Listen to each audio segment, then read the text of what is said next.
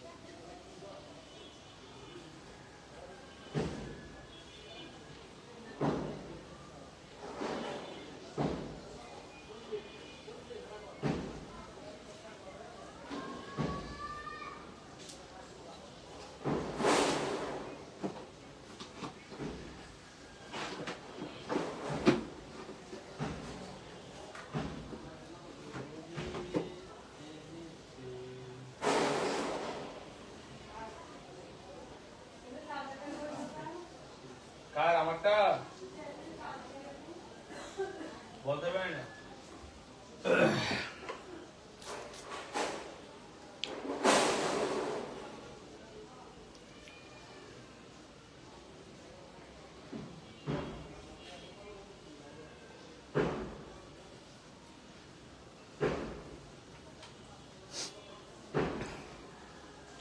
আসসালামু আলাইকুম, সবাইকে অ্যাকাউন্টিং এর স্বাগতম যারা ইতিমধ্যে যুক্ত হয়েছে। আজকে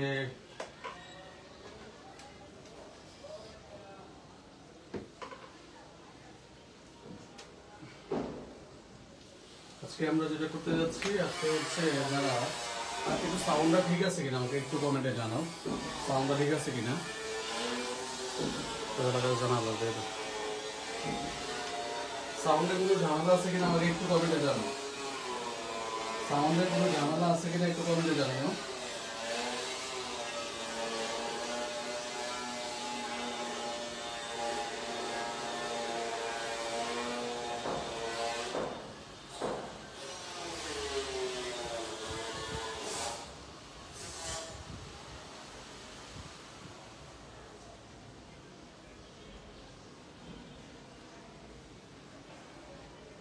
সাউন্ড ঠিক আছে, সাউন্ড ঠিক আছে কিনা একটু কমেন্টে জানাই আমরা সবাই, সাউন্ড ঠিক আছে কিনা।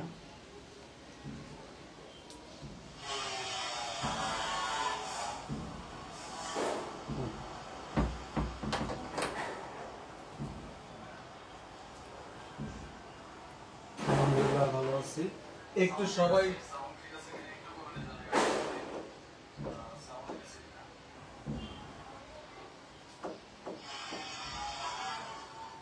সাউন্ড হচ্ছে ওটা হবে না, চেষ্টা করছি।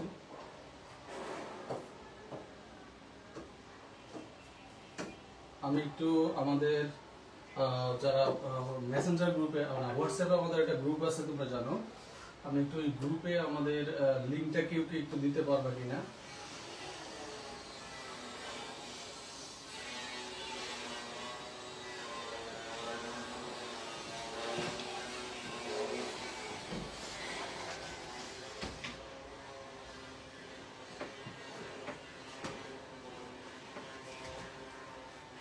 আমাদের হোয়াটসঅ্যাপ গ্রুপে একটু লিংকটা দেওয়ার প্রয়োজন।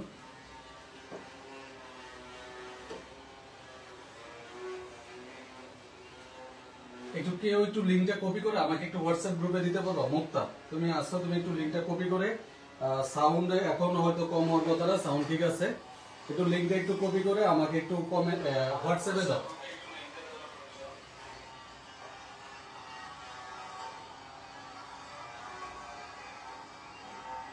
একটু লিংকটা কপি করে আমাকে একটু হোয়াটসঅ্যাপ গ্রুপে দিতে পারো। একটু সবাই একটু লাইভটা শেয়ার করে দিই, যারা ইতিমধ্যে আছে ক্লাসে যুক্ত হয়েছি। একটু কেউ একটু লিঙ্কটা আমাকে একটু হোয়াটসঅ্যাপে দাও, এনিওয়ান যে কেউ একটু লিঙ্কটা আমাকে হোয়াটসঅ্যাপে দাও, আমি একটু গ্রুপে শেয়ার করে দিই। তোমরা তো মেসেজ দিতে পারবো না, কারণ আমি ওটা রেস্ট্রিক্টেড করে দিছি, ওটা শুধু আমি দিতে পারবো।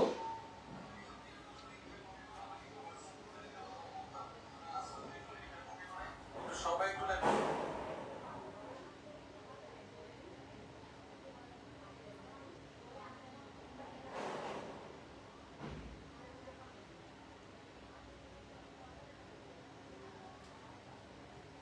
একটু কেউ একটু আমাকে একটু দাও, লিঙ্কটা একটু দাও।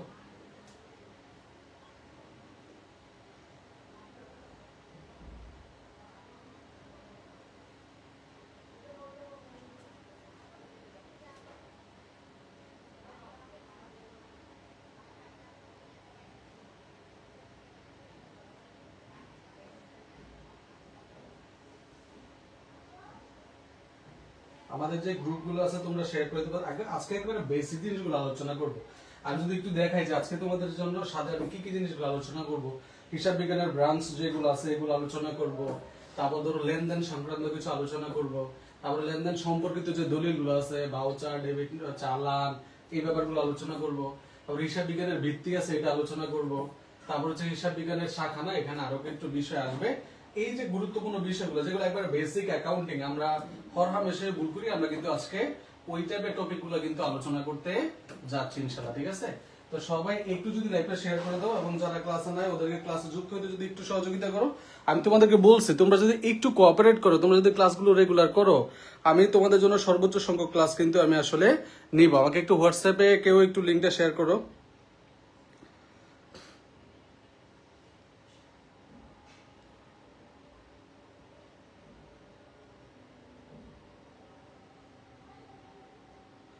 হোয়াটসঅ্যাপে লিঙ্কটা কেউ একজন আমাকে একটু দাও, এবং সবাই একটু যদি শেয়ার করো আমাদের গ্রুপগুলোর পাশাপাশি তোমার প্রোফাইল থেকে বিভিন্নভাবে শেয়ার করলে একটু আশা করছি অনেকে আমাদের সাথে যুক্ত হতে পারবে। এবং এই গুরুত্বপূর্ণ ক্লাস আমি চাই সবাই করুক। এটা কি শুধু এডমিশনদের জন্য? এইচএস 26 মরিয়াম, এটা অবশ্যই এইচএস 26 এর জন্য। সাউন্ড তো কম হওয়ার কথা না? সাউন্ড কি কম মনে হচ্ছে? সাউন্ড কি কম লাগতেছে?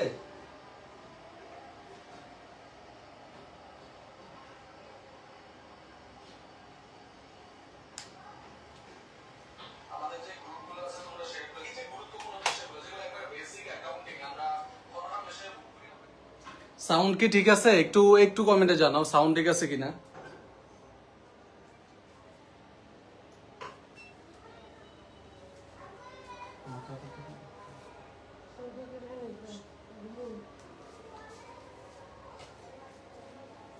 সাউন্ড কি ঠিক আছে?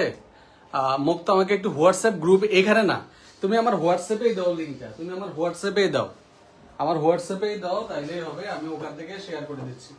অনেকে আসলে হোয়াটসঅ্যাপ গ্রুপটা তো আমরা খুলছি জাস্ট যেন ওরা নোটিফিকেশন পায়। এই যে ক্লাস শুরু হলে এই যে ক্লাসের লিঙ্ক দিয়ে অনেকে বলতেছে, একটু আমাকে একটু তুমি লিঙ্কটা একটু হোয়াটসঅ্যাপ গ্রুপে দাও, মানে আমাকে দাও, আমি ওখান থেকে ফরওয়ার্ড করে হোয়াটসঅ্যাপ গ্রুপগুলোতে আমি দিয়ে দিচ্ছি।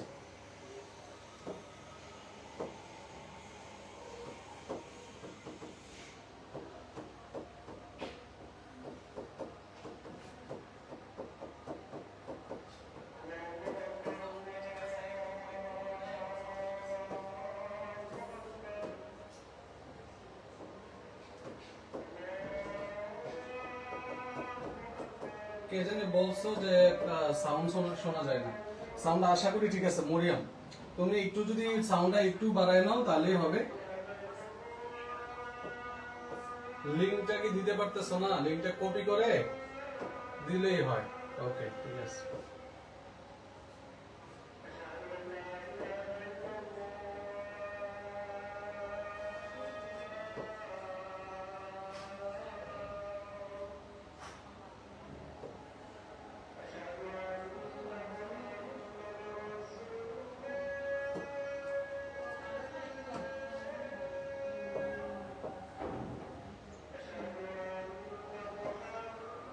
একটু সময় লেগে গেছে, আজকে প্রথম দিন, আমি একটু সবকিছু মানে গুছাই নিতে একটু সময় লেগে গেছে। আশা করছি পরের ক্লাসগুলোতে সমস্যাগুলো হবে না।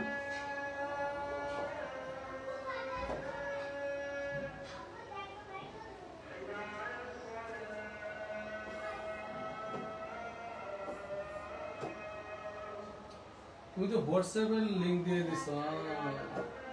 যাই হোক, আমরা শুরু করবো। হ্যাঁ, অনেকেই যুক্ত হয়েছে, আমরা শুরু করব। তাহলে যে বিষয়টা খেয়াল করো, আমরা কি কি বিষয় আজকে, আমি তো শব্দ করতেছি না, আসলে বয়া কিনে আনছি অনেক বেশি দাম দিয়ে। এটা অপারেশনটা একটু শিখতে হবে। এটা আসলে সাউন্ড গুলা মানে নয়েজ ফ্রি কিভাবে করতে হয়।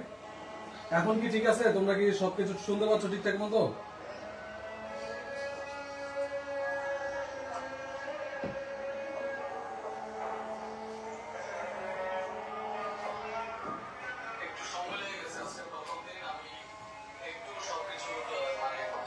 এখন কি ক্লিয়ার আছে? সবাই শুনতে পাচ্ছ?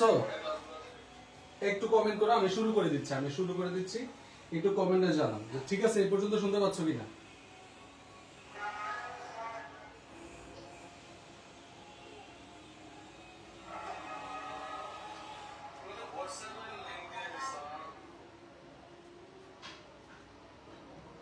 ঠিক আছে, আমরা কি শুরু করব?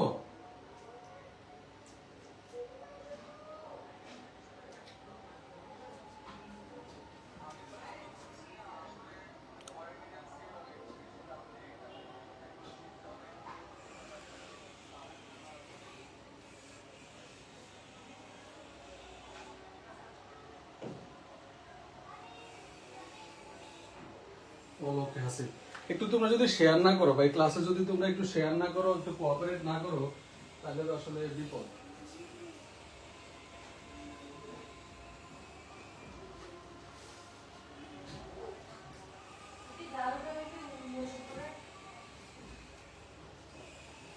একটু সবাই যদি একটু সহযোগিতা করো, একটু শেয়ার টেয়ার করো, ক্লাসে উপস্থিতি যদি বাড়ে তাহলে আসলে পড়াইতে ভালো লাগবে। এবং ক্লাসে উপস্থিতি যত বেশি থাকে, আলোচনা করতে বুঝাইতে মানে একটা উৎসাহ কাজ করে। আশা করছি তোমরা সেইভাবে আমাকে একটু সহযোগিতা করবা। আচ্ছা, যে বিষয়টা বলতেছিলাম আমরা, যে আজকে আমরা যে গুরুত্বপূর্ণ বিষয়গুলো আলোচনা করব, প্রথমে আমরা যেটা আলোচনা করবো সেটা হচ্ছে হিসাব বিজ্ঞানের শাখা। ভালো করে খেয়াল করো, আমরা আজকে প্রথমে যে বিষয়টা আলোচনা করতে যাচ্ছি সেটা হচ্ছে হিসাব বিজ্ঞানের শাখা। তো হিসাব বিজ্ঞানের শাখা অনেকগুলো আছে। আমরা মূলত যেটা আমাদের আমাদের আসলে বেশি আসে পরীক্ষায়, আমরা সেই দুইটা শাখা নিয়ে কথা বলবো। এটা হচ্ছে আর্থিক হিসাব বিজ্ঞান, আর্থিক হিসাব বিজ্ঞান, আর হচ্ছে ব্যবস্থাপকীয় হিসাব বিজ্ঞান, ব্যবস্থাপকীয় হিসাব বিজ্ঞান। ঠিক আছে, হিসাব বিজ্ঞান। তো এই যে এই দুইটা থেকে প্রশ্ন আসতে দেখা যায় প্রায় সময়, তাহলে এই দুটো তুমি কিভাবে মনে রাখবা? তো হিসাব বিজ্ঞানের শাখা পড়তে গেলে তোমার, আমরা গতকালকে মানে গত ক্লাসে তোমাদেরকে হিসাব বিজ্ঞান তত্ত্বের ব্যবহারকারী সম্পর্কে পড়াইছি কিনা? হিসাব বিজ্ঞান তত্ত্বের ব্যবহারকারী, আমরা পড়ছি হিসাব বিজ্ঞান তত্ত্বের ব্যবহারকারী হচ্ছে দুই প্রকার। আবার কি পড়ছি? হিসাব বিজ্ঞান তত্ত্বের ব্যবহারকারী আমরা পড়ছি হচ্ছে কয় প্রকার? দুই প্রকার। তো এই যে হিসাব বিজ্ঞান তত্ত্বের ব্যবহারকারী আমরা দুই প্রকার শিখছি, তো এখন এইখানে একটু একটা ব্যাপার একটু খেয়াল করো। দুই প্রকার কি কি ছিল? একটা ছিল হচ্ছে অভ্যন্তরীণ ব্যবহারকারী, আর একটা ছিল হচ্ছে বাহ্যিক ব্যবহারকারী। একটা অভ্যন্তরীণ ব্যবহারকারী, একটা কি ছিল? বাহ্যিক ব্যবহারকারী। মনে করে নিশ্চয়ই তোমাদের হিসাব বিজ্ঞান তথ্যের ব্যবহারকারী যখন আমরা পড়তে যাচ্ছি, আমরা দেখলাম যে আমরা দুই ধরনের ব্যবহারকারী পাইছি, একটা হচ্ছে অভ্যন্তরীণ ব্যবহারকারী, একটা হচ্ছে বাহ্যিক ব্যবহারকারী। আর হিসাব বিজ্ঞানের শাখা পড়তে গিয়ে দেখলাম যে দুইটা শাখা মূলত একটা মানে অনেকগুলো শাখা আছে, আমি জাস্ট গুরুত্বপূর্ণ দুইটা শাখা, আর্থিক হিসাব বিজ্ঞান আর ব্যবস্থাপীয় হিসাব বিজ্ঞান। এখন পরীক্ষার প্রশ্ন যেটা আসে যে আর্থিক হিসাব বিজ্ঞান কারা ব্যবহার করে, ব্যবস্থাপীয় হিসাব বিজ্ঞান কে বা কারা ব্যবহার করে। তাহলে আমি এখানে একটা ছন্দ লিখে দিই, এটা একটু তোমরাও আমার সাথে সাথে নোট ডাউন করো এবং মনে রাখার চেষ্টা করো যে হিসাব বিজ্ঞানের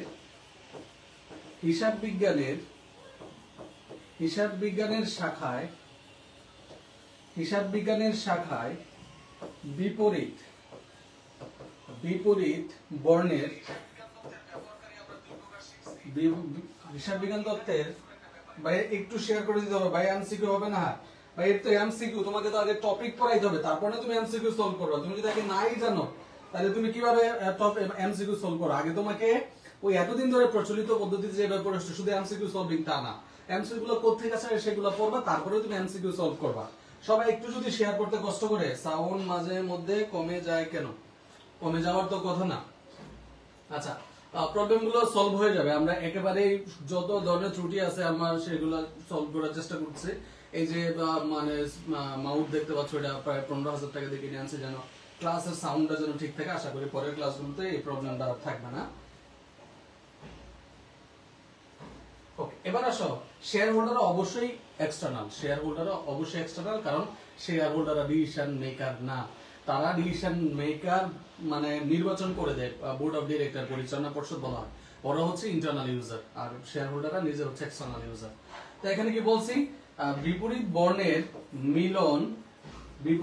মিলন ঘটে, এটা একটু তোমাকে খেয়াল রাখতে হবে। তাহলে কি বললাম ভালো করে খেয়াল করো। বললাম হচ্ছে হিসাব বিজ্ঞানের শাখায় বিপরীত বর্ণের মিলন ঘটে। কিভাবে কাহিনীটা ঘটে একটু যদি দেখো। এই যে হিসাব বিজ্ঞানের শাখা, তো হিসাব বিজ্ঞানের শাখা দুই ধরনের আছে, একটা আর্থিক হিসাব বিজ্ঞান, একটা ব্যবস্থাপক হিসাব বিজ্ঞান। আর ওই দিক দিয়ে হিসাব বিজ্ঞান তথ্যের ব্যবহার করছে দুই ধরনের, অভ্যন্তরীণ আর হচ্ছে বাহ্যিক। ওকে, তো ধরো আর্থিক হিসাব বিজ্ঞান আর ব্যবস্থাপক হিসাব বিজ্ঞান হচ্ছে দুই ভাই। তো এই দুই ভাই বলতেছে ভাই আমি মানে আর্থিক হিসাব বিজ্ঞান ব্যবস্থাপক হিসাব বিজ্ঞানকে বলতেছে ভাই আমি এমন কাউকে বিয়ে করব যার নামের অক্ষর তোর নামের অক্ষর দিয়ে শুরু হয়েছে।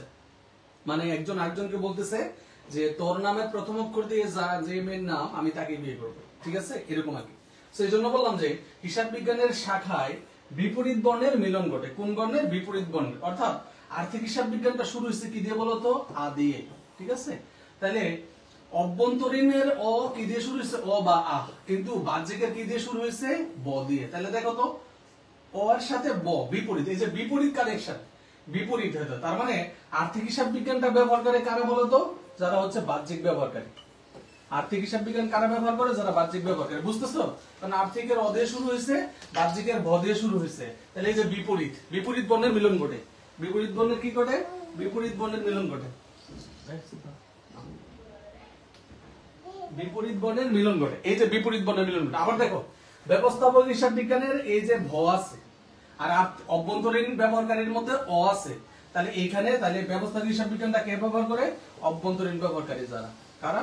অভ্যন্তরীণ ব্যবহারকারী যারা। সিম্পল জিনিস যে হিসাব বিজ্ঞানের শাখায় আমার এখানে তো সাউন্ড অনেক বেশি, এই যে দেখো আমার এখানে তো সাউন্ড অনেক বেশি। আর্থিক হিসাব বিজ্ঞানটা শুরু হয়েছে কি দিয়ে বলতো? ঠিক আছে, তাহলে কি বললাম বলতো? তাহলে হিসাব বিজ্ঞানের শাখায় বিপরীত বর্ণের মিলন ঘটে। তাহলে আর্থিক হিসাব বিজ্ঞানের সাথে বাহ্যিক ব্যবহারকারী, আর ব্যবস্থাপক হিসাব বিজ্ঞানের সাথে অভ্যন্তরীণ ব্যবহারকারী। কথা বোঝা গেছে? ফাইন্যান্সিয়াল অ্যাকাউন্টিংটা ইউজ করে কারা? যারা হচ্ছে এক্সটার্নাল ইউজার। আর ম্যানেজারিয়াল অ্যাকাউন্টিং ইউজ করে কারা? যারা অভ্যন্তরীণ ব্যবহারকারী, মানে ইন্টারনাল ইউজার। কথা বোঝা গেছে? এই জায়গাটা থেকে ঢাকা বিশ্ববিদ্যালয়ে প্রশ্ন আসছে, আশা করি তোমাদের এই জিনিসটা মনে থাকবে। তাহলে কি মনে রাখবো? হিসাব বিজ্ঞানের শাখায় বিপরীত বর্ণের মিলন ঘটে। তাহলে তুমি দেখবে আর্থিক হিসাব বিজ্ঞানের সাথে আনতে হবে বাহ্যিক, আর ব্যবস্থাপকের সাথে আনতে হবে অভ্যন্তরীণ। অর্থাৎ প্রথম বর্ণটা বিপরীত হবে, ঠিক আছে, প্রথম বর্ণটা বিপরীত হবে, তাহলেই হয়ে যাবে। সো এই জায়গাটা থেকে কিন্তু আসলে প্রশ্ন আসছে ঢাকা বিশ্ববিদ্যালয়ে, এবং এটা খুবই গুরুত্বপূর্ণ। আশা করছি সবাই এটা মনে রাখার চেষ্টা করবা, ঠিক আছে। আর এইখানে একটা জিনিস গুরুত্বপূর্ণ খুব, এই যে আমরা ফিনান্সিয়াল স্টেটমেন্ট রেডি করি, ফিনান্সিয়াল স্টেটমেন্ট অর্থাৎ আর্থিক বিবরণী, এই আর্থিক বিবরণীগুলো আমরা কাদের জন্য তৈরি করি বলো তো ভাই? অভ্যন্তরীণ ব্যবহারকারীদের জন্য নাকি বাহ্যিক ব্যবহারকারীদের জন্য? কে বলতে পারবা? আর্থিক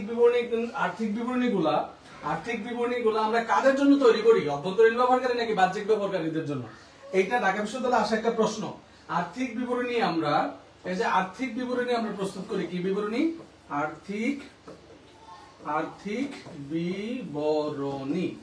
এই যে আর্থিক বিবরণীগুলো আমরা প্রস্তুত করি, আর্থিক বিবরণীর মধ্যে অনেকগুলো উপাদান আছে, তোমরা জানো, যে বিশদ বিবরণী, মালিকানা সত্ত্ব বিবরণী, নগদ প্রভাব বিবরণী, আর্থিক অবস্থা বিবরণী, ফুটটুট বাটিকা। এগুলো কাদের জন্য তৈরি করি আমরা? এইটা ঢাকা বিশ্ববিদ্যালয়ে আসা একটা প্রশ্ন, এবং এটা শুধু ঢাকা বিশ্ববিদ্যালয়ে একবার দুইবার না, প্রায় হচ্ছে দুইবার, এবং 7 কলেজ আসছে একবার, প্রায় 3বার আসছে এই প্রশ্নটা। খুবই গুরুত্বপূর্ণ।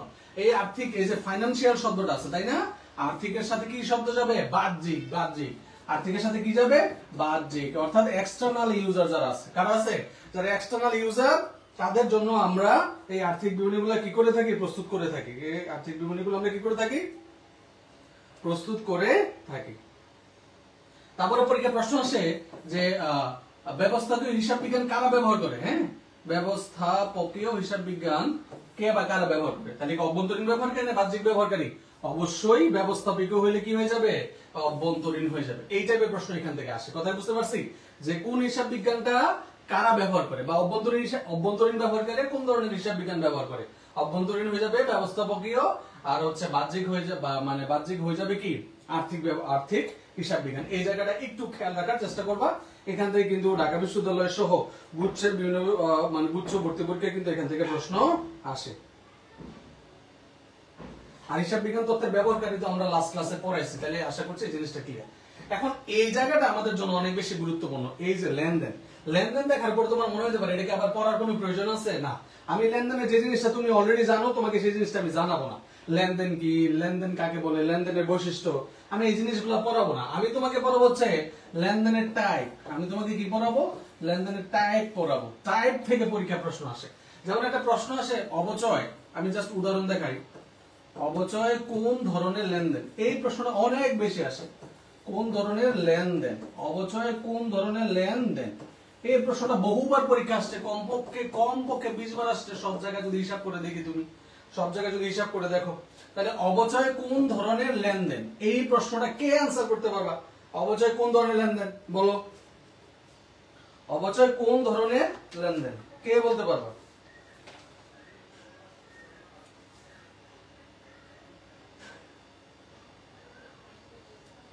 অবচয় বিপরীত সম্পদ বা কন্ট্রাসেট না, একটু ভুল করে ফেললাম মনে হয় আমরা। তোমরা যদি একটু শেয়ার টেয়ার না করো, ক্লাসে যদি কন্ট্রিবিউশন না পারে, ক্লাসে যদি উপস্থিত না পারে, তাহলে কিন্তু পরিশ্রম করে ক্লাসগুলো নেওয়ার কোনো অর্থই হয় না। আমি পুরো অ্যাকাউন্টিং কোর্সটা এইচএসসি 25 আর এগুলা এসএসসি কিংবা এইচএসসি 26 27 ব্যাচে যারা আছে তোমাদের জন্য কিন্তু এমসিকিউ তে মারাত্মক কাজে আসবে। ঠিক আছে?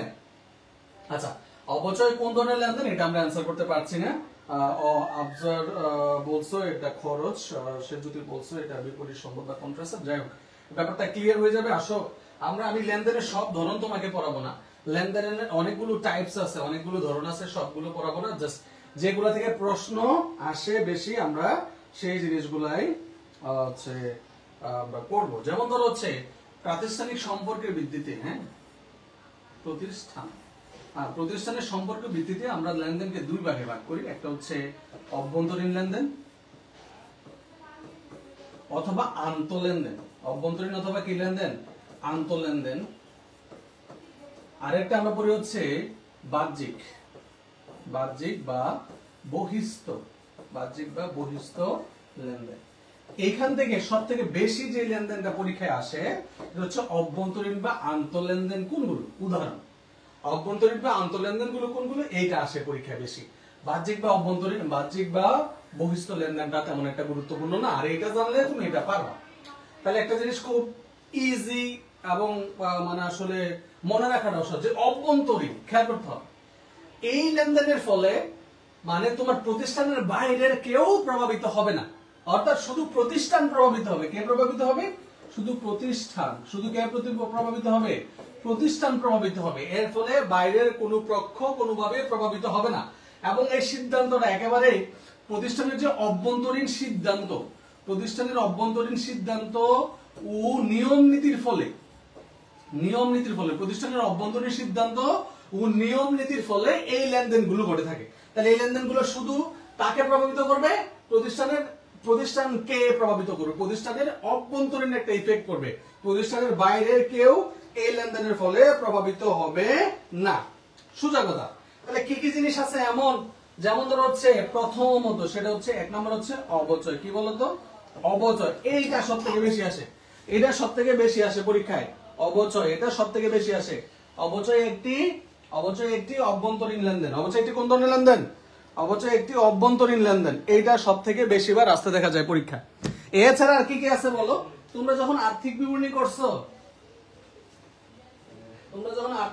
করছো তখন খেয়াল করে দেখবা, সেকেন্ড পেপারে আর্থিক বিবরণী যারা করছো, যে মানে হচ্ছে কি বলা হয় তোমার, মানে সুনামের কিছু অংশ মানে অবলোপন করতে হবে, বা মুনাফা থেকে মানে হচ্ছে কল্যাণ তহবিলে স্থানান্তর করতে হবে। বিভিন্ন স্থানান্তর, হ্যাঁ, স্থানান্তর মানে মুনাফা থেকে কিছু অংশ কাইটা নিয়ে একটা তহবিল গঠন করো, ঠিক আছে? মানে মুনাফার একটা অংশ দিয়ে কল্যাণ তহবিল, ভবিষ্যৎ তহবিল, এই টাইপের যে লেনদেন গুলো করা হয় এগুলো হচ্ছে কোন ধরনের লেনদেন? এগুলো হচ্ছে আমরা অভ্যন্তরীণ লেনদেন, যে মুনাফার কিছু অংশ সঞ্চিত তহবিলে স্থানান্তর। মুনাফার কিছু অংশ কোথায় স্থানান্তর? সঞ্চিত তহবিলে স্থানান্তর। দেখো সবথেকে গুরুত্বপূর্ণ হচ্ছে অবচয়। আবার একটা লেনদেন তুমি বুঝবা, যেমন ধরো হচ্ছে পণ্য ক্রয়। আচ্ছা বলো তো স্যার, এই যে পণ্য ক্রয়, এটা কি শুধু প্রতিষ্ঠান নিজে প্রভাবিত হয় নাকি বাইরের কোনো পক্ষ এর দ্বারা প্রভাবিত হয়? অবশ্যই বাইরের কোনো পক্ষের দ্বারা প্রভাবিত হয়।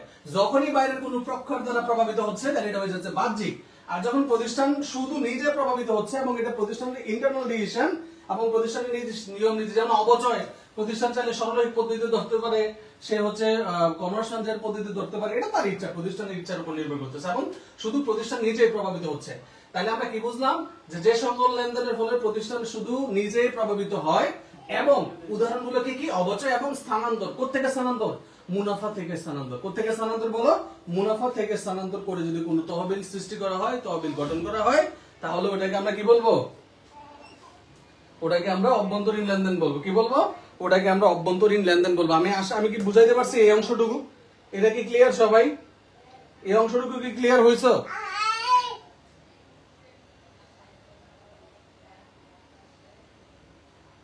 এই অংশটুকু কি ক্লিয়ার?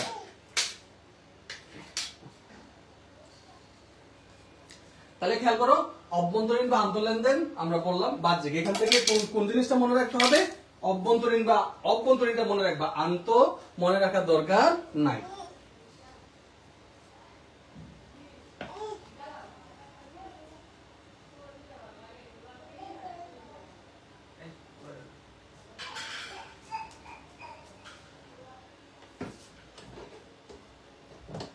ওকে, আশা করি এতটুকু বুঝতে পারছো। এবারে হচ্ছে আমরা পরের টাইপে যাই। আচ্ছা, আমরা কি করলাম? অভ্যন্তরীণ। তাহলে এখানে সবথেকে গুরুত্বপূর্ণ এবং মনে রাখার বিষয় হচ্ছে কি? হচ্ছে অবচয় একটি কি লেনদেন বলো তো? অবচয় একটি অভ্যন্তরীণ লেনদেন। উৎপাদন ব্যয় কোন টাইপে যাবে মানে বুঝি নাই। এটা কি লেনদেন? উৎপাদন ব্যয় কি লেনদেন? এটা কি টাইপের লেনদেন হইলো বলো? উৎপাদন ব্যয় কি টাইপের লেনদেন হলো একটু বলো।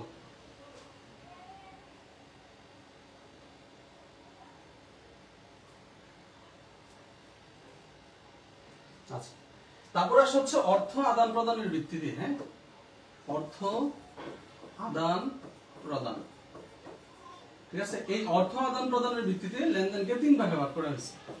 একটা হচ্ছে নগদ, একটা হচ্ছে অনগদ,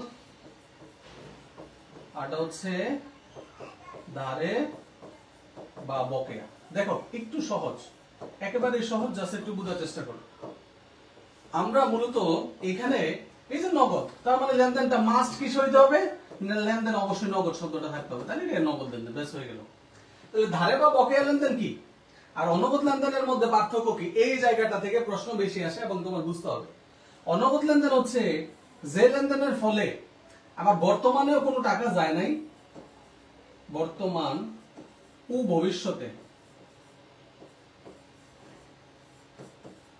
বর্তমান এবং ভবিষ্যতে কোনো টাকা যাওয়ার সম্ভাবনা নাই। মানে বর্তমানে এর ফলে আমার কোনো টাকা যায় নাই এবং ভবিষ্যতে এর ফলে আমার কোনো টাকা পয়সা আমার থেকে যাবে না। কথা কি বুঝতে পারছি? কথা কি ক্লিয়ার কিনা? কি বললাম বলো?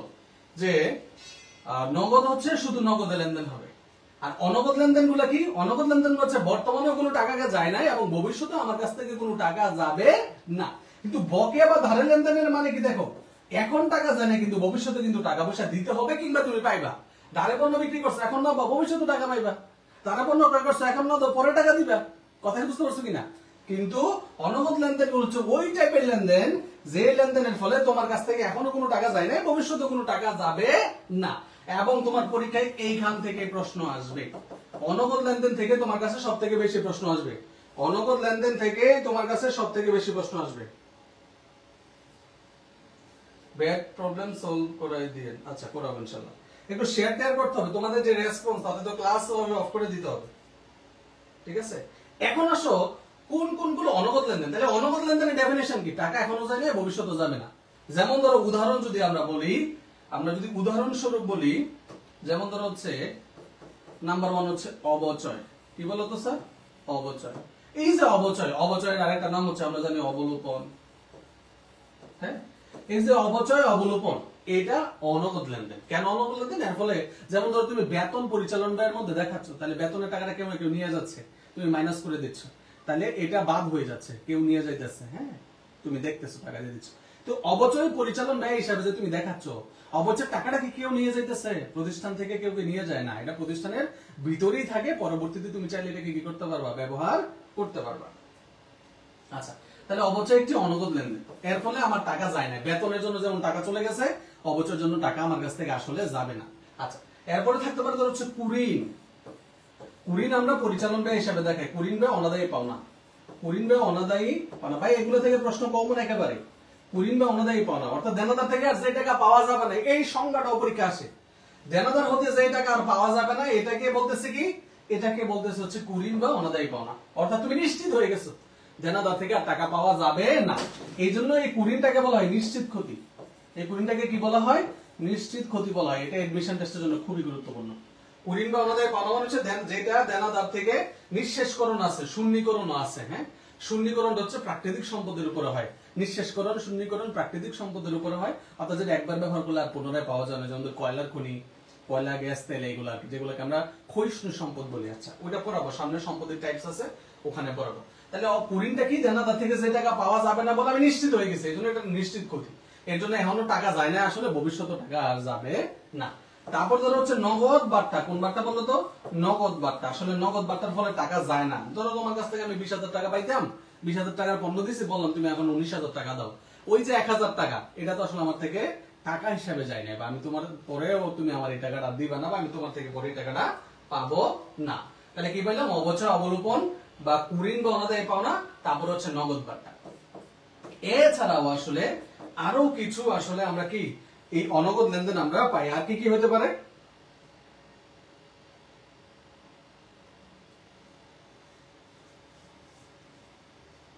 বলো। যেমন হচ্ছে ধরো মনিহারি খরচ। মনিহারির জায়গায় তুমি চাইলে সোমবারও লিখতে পারো, সাপ্লাইজ খরচ। হ্যাঁ, মনিহারি বা সোমবার বা সাপ্লাইজ খরচ। এরকম আরো কিছু ডিফিকাল্ট টার্ম আছে, সেই দিকগুলো আমরা যাইলাম না। শুধু যেগুলো সাধারণত আমাদের পরীক্ষার মধ্যে আসতে পারে, আমরা শুধু সেই ব্যাপারগুলাই দেখলাম। তাহলে দেখো, এগুলোর ফলে তোমার কাছ থেকে এখনো টাকা যাবে না, ভবিষ্যতেও টাকা যাওয়ার কোনো সম্ভাবনা। ও আরেকটা আছে, এটা হচ্ছে স্থায়ী সম্পত্তি, স্থায়ী সম্পদ বিক্রয় জনিত লাভ ক্ষতি। স্থায়ী সম্পত্তি বিক্রয় জনিত লাভ ক্ষতি। তাহলে এই এন্ট্রিগুলোকে আমরা বলি কি?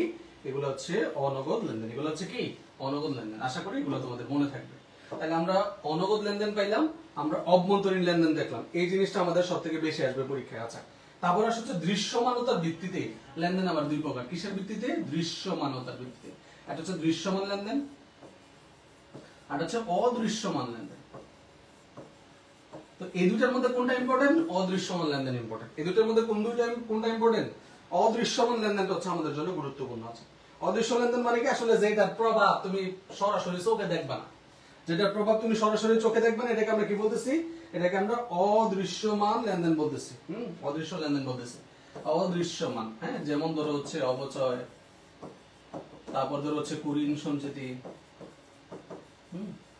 অবচয় আসলেই অবলোপন শব্দটা থাকবে, অবচয় আসলে একটা অবলোপন শব্দটা থাকবে, কুঋণ সঞ্চিতি। হ্যাঁ, এই যে এই টাইপ মানে অদৃশ্যমান লেনদেনের উদাহরণ খুবই কম। তো এই যে অবচয়, অবলোপন আর কুঋণ সঞ্চিতি, এছাড়া তুমি আর সাধারণত যে সকল লেনদেন, পণ্য ক্রয়, পণ্য বিক্রয়, বেতন প্রদান, এই প্রদান সেই প্রদান, এই সবগুলো আসলে দৃশ্যমান, সবগুলো দেখা যায়, কিন্তু এটা দেখা যায় না। এই যে ফোনটা ধরো আমি 10,000 টাকা দিয়ে কিনছি, কেনার পরে দেখা গেল যে এটা ধরো আমি আসলে এখন এক সপ্তাহ ইউজ করে বলতেছে 8,000 টাকা বিক্রি করতে হবে।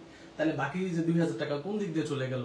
বা তোমার বাসায় একটা ফার্নিচার ধরো একটা ডাইনিং টেবিল কিনছো 50,000 টাকা দিয়ে, এক বছর ইউজ করার পর এটা বলতেছে 20,000 টাকা, তাহলে বাকি 30,000 টাকা কই চলে গেল?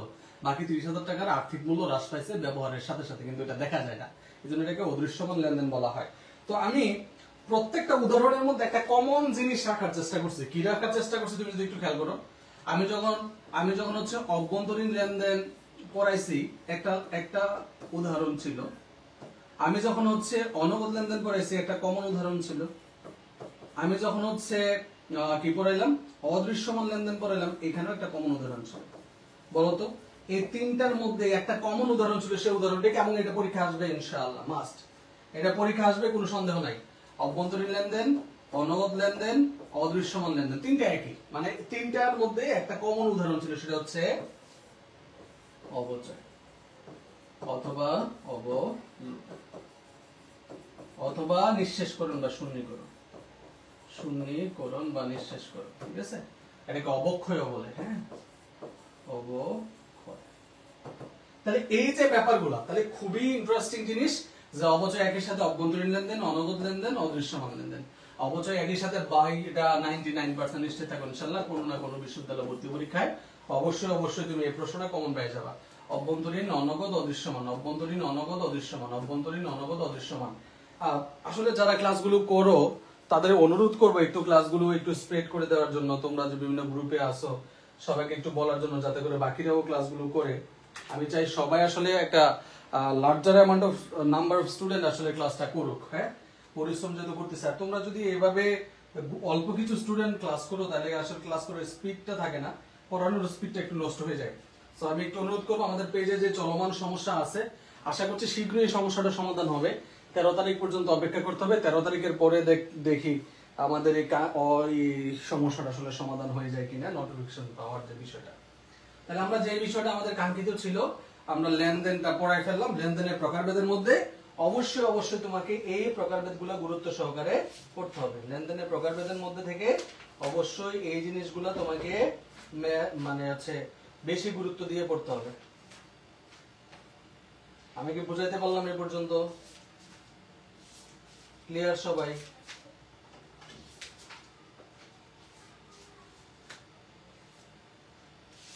তোমরা একটু শেয়ার না করলে হবে না। আমাদের বিভিন্ন গ্রুপ আছে, ওইগুলোতেও তো তোমরা শেয়ার করতে পারো। আমাদের যে বিভিন্ন গ্রুপগুলো আছে তোমরা ওইগুলোতেও শেয়ার করতে পারো। তোমরা নানান গ্রুপে যুক্ত থাকো, সেই গ্রুপগুলোতে শেয়ার করতে পারো।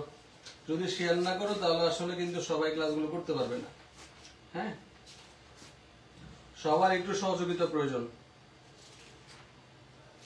তোমরা যদি অ্যাক্টিভ না থাকো তাহলে হয়তো বা আমি পরিশ্রম করে এই ক্লাসগুলো নিব না।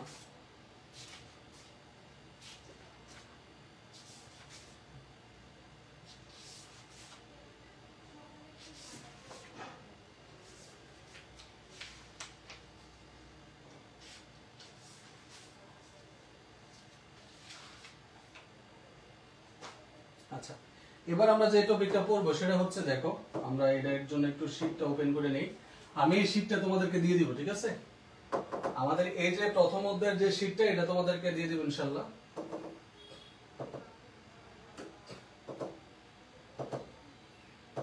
আমাদের এই শীটটা তোমাদেরকে আমরা দিয়ে দিব, হিসাব বিজ্ঞান পরিচিতি লেকচার। এই লেকচার শীটটা তোমাদেরকে প্রোভাইড করবে। এখন আমি তোমাদেরকে আসলে হিসাব বিজ্ঞানের যে দলিলগুলো আছে সেগুলো একটু আলোচনা করব। আচ্ছা,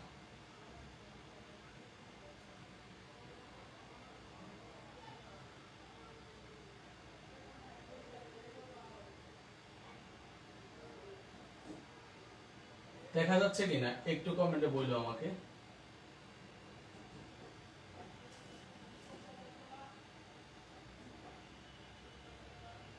দেখা যাচ্ছে কিনা?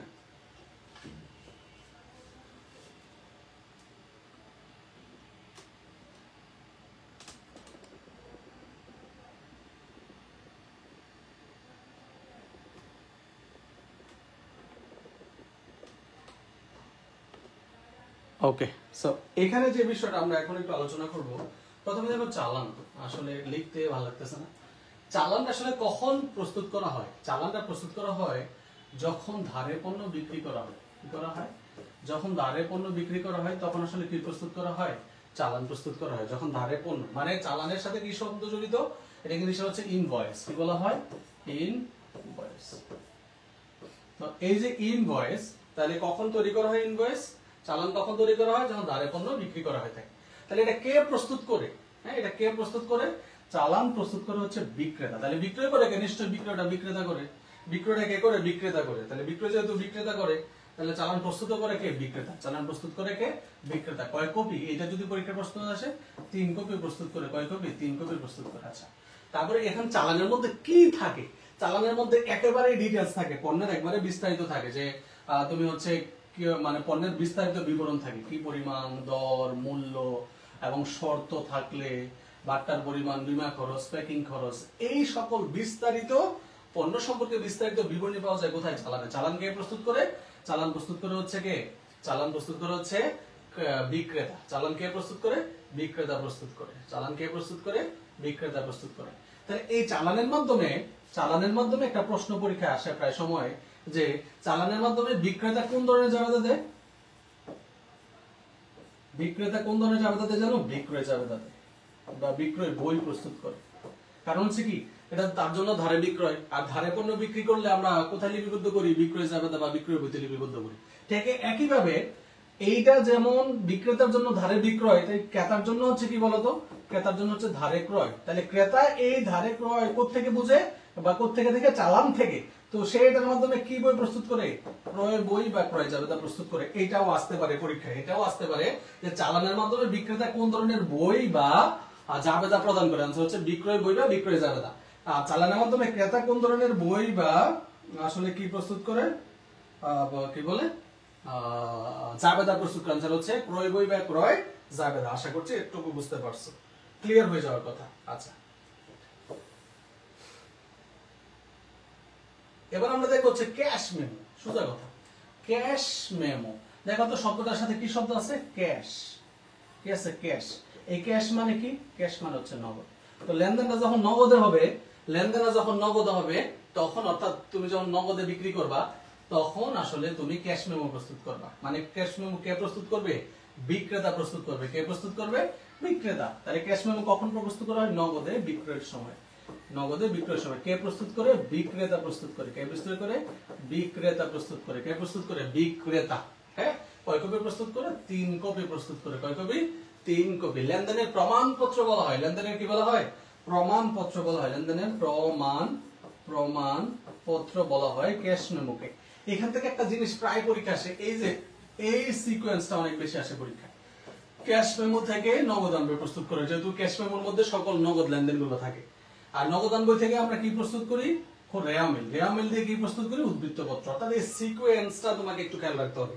এই যে ধারাটা বা ক্রমটা, এটা পরীক্ষা আসছে, ভবিষ্যতেও আসবে, কোনো সন্দেহ নাই। তাহলে চালানের মাধ্যমে ক্রয় বই বা বিক্রয় বই প্রস্তুত করা হয়, কিন্তু ক্যাশ মেমোর মাধ্যমে নগদান বই প্রস্তুত করা হয়, পরবর্তীতে রেয়ামিলের উদ্বৃত্তপত্র প্রস্তুত করা হয়ে থাকে। আশা করি এই জিনিসটা বুঝতে পারছো। এবার হচ্ছে ভাউচার নিয়ে আমরা একটু কথা বলবো। কি নিয়ে? ভাউচার। তো ভাউচার সাধারণত কয় প্রকার হয়? 3 প্রকার। ডেবিট ভাউচার, ক্রেডিট ভাউচার, এই দুইটা আমরা জানি, কিন্তু আরেকটা আছে জার্নাল ভাউচার। হ্যাঁ, এটা আছে কি? Journal voucher. তাহলে ভাউচার 3 প্রকার: debit voucher, credit voucher, journal voucher. তো ডেবিট ভাউচারটা কখন হয়? ডেবিট ভাউচার হচ্ছে যখন পণ্য ক্রয় করবা। কি করবা? পণ্য ক্রয় প্লাস তোমার অন্যান্য যে কোনো খরচ, পণ্য ক্রয় বা চালান কি করতে হবে? মানে ডেবিট ভাউচার কখন প্রস্তুত করবা? পণ্য ক্রয় সহ বিভিন্ন প্রকারের খরচের জন্য এটা প্রস্তুত করা হয়ে থাকে, ডেবিট ভাউচার। ক্রেডিট ভাউচারটা কখন প্রস্তুত করবা? পণ্য বিক্রয় সহ অন্যান্য আয়। পণ্য বিক্রয় সহ অন্যান্য আয়। দেখো, আমরা ক্যাশ মেমো বললো, তারপরে হচ্ছে চালান বললো, ওখানে শুধু আমরা কি করছি? বিক্রয়টা অন্তর্ভুক্ত করছি। কিন্তু ডেবিট ভাউচার বা ক্রেডিট ভাউচার, অর্থাৎ ভাউচারের মধ্যে শুধু ক্রয় বিক্রয় না, অন্যান্য আয় বা ব্যয়কেও আমরা অন্তর্ভুক্ত করে থাকি। সোজা কথা। এখন আসা হচ্ছে জার্নাল ভাউচারটা কি? যে নগদ লেনদেন ব্যতীত, মানে এখানে তো নগদ লেনদেন গুলো যাবে শুধু, এই যে এখানে সব নগদ লেনদেন গুলো যাচ্ছে। হ্যাঁ, তো এই নগদ লেনদেন ব্যতীত অন্য সকল লেনদেন, অর্থাৎ যে লেনদেন গুলো ডেবিট ভাউচারও যাবে না, ক্রেডিট ভাউচারও যাবে না, সেই লেনদেন গুলো আমরা কোথায় অন্তর্ভুক্ত করব? জার্নাল ভাউচারে। সেই লেনদেন গুলো কোথায় অন্তর্ভুক্ত করব?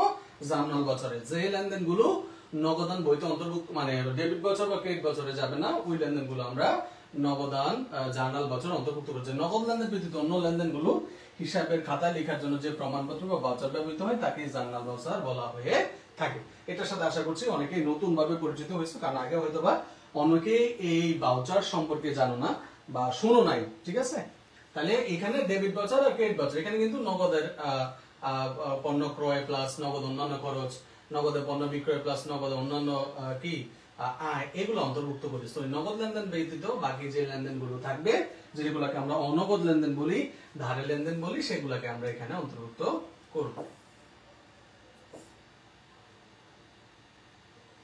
এ পর্যন্ত কি ক্লিয়ার? এই যে এইখানে একটা সিকোয়েন্স আছে, এইটাও পরীক্ষায় আসার মতো জিনিস, ঠিক আছে? যেটা আসবে এটা আমাকে পড়তেই হবে।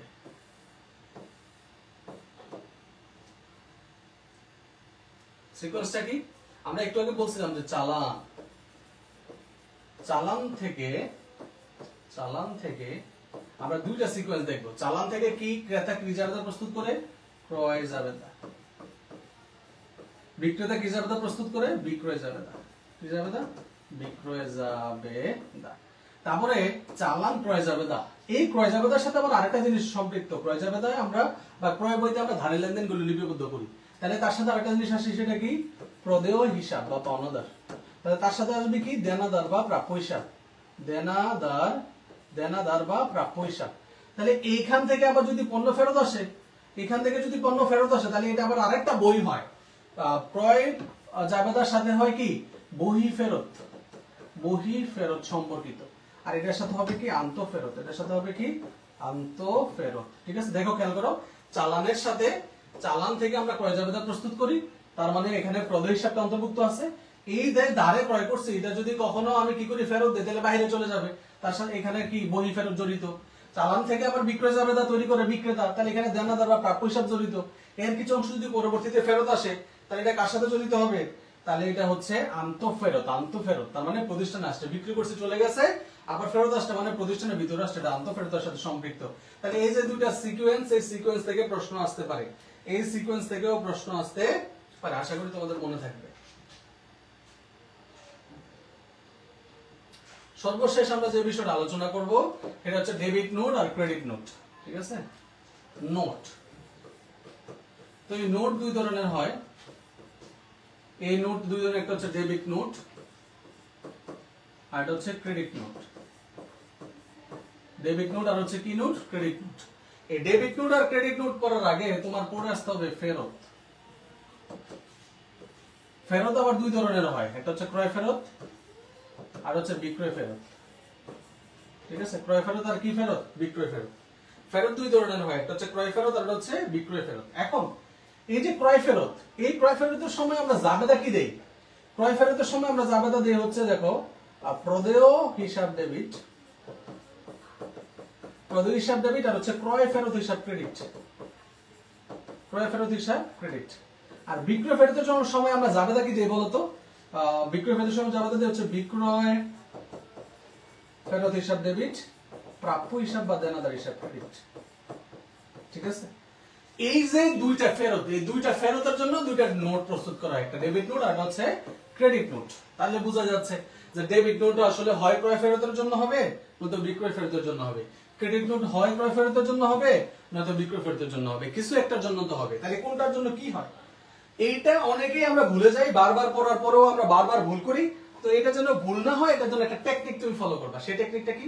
তুমি মনে রাখবা, এই যে ক্রয় ফেরত বা বিক্রয় ফেরতের জাবেদা করলে, দেনাদার আর পাওনাদার যেদিকে থাকবে ওটা ওই নোট হবে। যেমন ধরো, ক্রয় ফেরতের সময় পাওনাদার কোন দিকে থাকে? ডেবিট দিকে। তার মানে ক্রয় ফেরতের সময় যে নোট প্রস্তুত করা হয় এটা হচ্ছে ডেবিট নোট। বিক্রয় ফেরতের সময় দেনাদার কোন দিকে থাকে? ক্রেডিট দিকে। তাহলে বিক্রয় ফেরতের জন্য যে নোট প্রস্তুত করা এটা হচ্ছে ক্রেডিট নোট। সিম্পল জিনিস। তাহলে ডেবিট নোটের সাথে কে? ক্রয় ফেরত। তার মানে এটা প্রস্তুত করে কে? ক্রেতা। কে প্রস্তুত করে? ক্রেতা। এই ক্রেডিট নোটের সাথে কি? বিক্রয় ফেরত। তার মানে কে প্রস্তুত করে? বিক্রেতা। শেষ। সিম্পল জিনিস, সহজে মনে রাখা যায়, খুব ইজিলি। আশা করছি এভাবে পড়লে এই ব্যাপারটা তোমাদের খুব ভালো মনে থাকবে। ওকে, তো ক্লাসে উপস্থিতির পরিমাণ খুবই বেশি, দেখে আসলে খুবই ইমোশনাল হয়ে গেলাম।